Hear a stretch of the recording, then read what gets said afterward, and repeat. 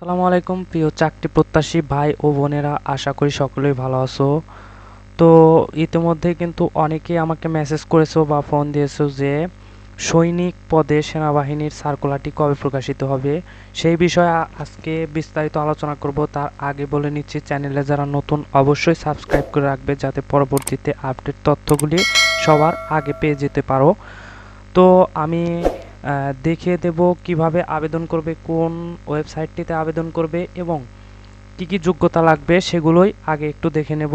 তো যারা বাংলাদেশ সেনাবাহিনীর সৈনিক পদের আবেদনটি করতে চাচ্ছ, তো তাদের জন্য যে যোগ্যতাটি লাগবে, তো প্রথমত যে যোগ্যতাটি রয়েছে সাধারণ ট্রেডের ক্ষেত্রে জিডি পুরুষ ও মহিলা বয়স 17 থেকে 20, অর্থাৎ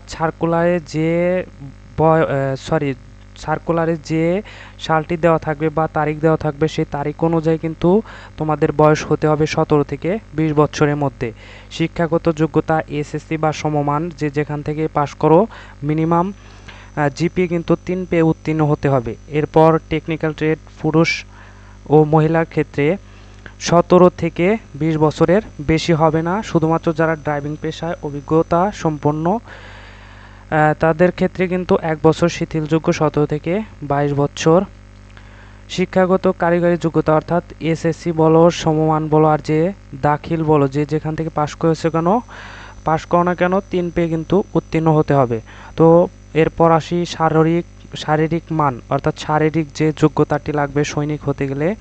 প্রথমে রয়েছে উচ্চতার ক্ষেত্রে কিন্তু পুরুষ প্রার্থী 5 ফুট 5 ইঞ্চি আর মহিলাদের ক্ষেত্রে 5 ফুট 1 ইঞ্চি। ওজনের ক্ষেত্রে 50 কেজি পুরুষ প্রার্থী আর মহিলাদের ক্ষেত্রে 47 কেজি। বুকের মাপ পুরুষ প্রার্থীর ক্ষেত্রে 30 থেকে 32 সম্প্রসারিত এবং মহিলাদের ক্ষেত্রে 28 থেকে 30 সম্প্রসারিত।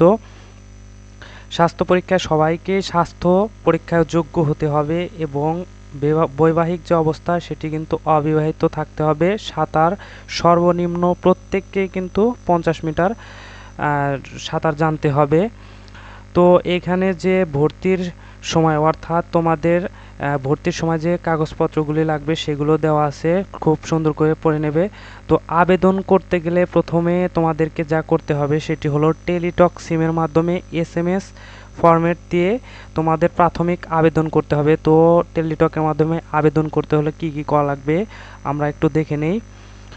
তো একটি টেলিটক সিমের মাধ্যমে তোমাদেরকে কিন্তু প্রথমে সৈনিক space first 3 letters of SSC board, অর্থাৎ যে বোর্ডের আসো, যদি ঢাকা হও তাহলে ঢাকা বোর্ডের প্রথম 3 অক্ষর, রাজশাহী বোর্ডের হলে রাজশাহী বোর্ডের প্রথম 3 অক্ষর, স্পেস দিয়ে এসএসসির যে রোলটি রয়েছে সেটি এবং পাসিং ইয়ার, যে বছর তুমি পাস করেছো সেটি দিয়ে তোমাদের নিজস্ব একটি ডিস্ট্রিক্ট কোড সার্কুলারে দেওয়া থাকে সার্কুলারের নিচে।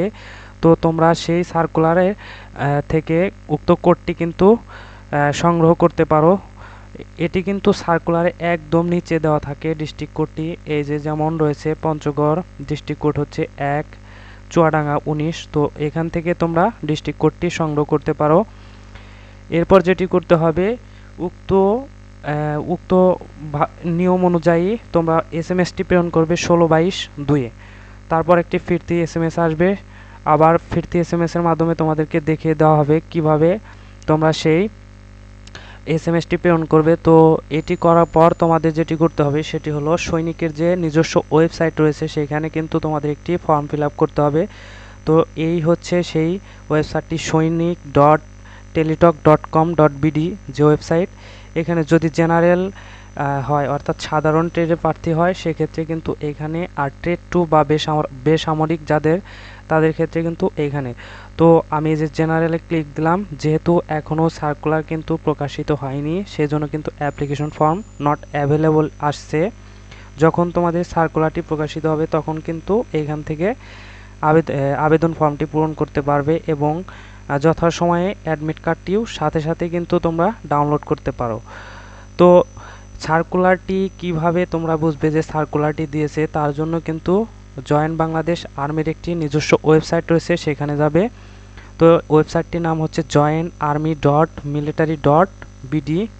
এটি হচ্ছে তাদের নিজস্ব ওয়েবসাইট। তো এইখানে এসে নিচের দিকে একটু স্ক্রল করলে কিন্তু এই যে নিউজ অ্যান্ড আপডেট, এইখানে কিন্তু কোনো সৈনিকের সার্কুলার হয়নি। জিডিতে বা ট্রেড টুতে কোনোটিতেই কিন্তু সার্কুলার প্রকাশিত হয়নি।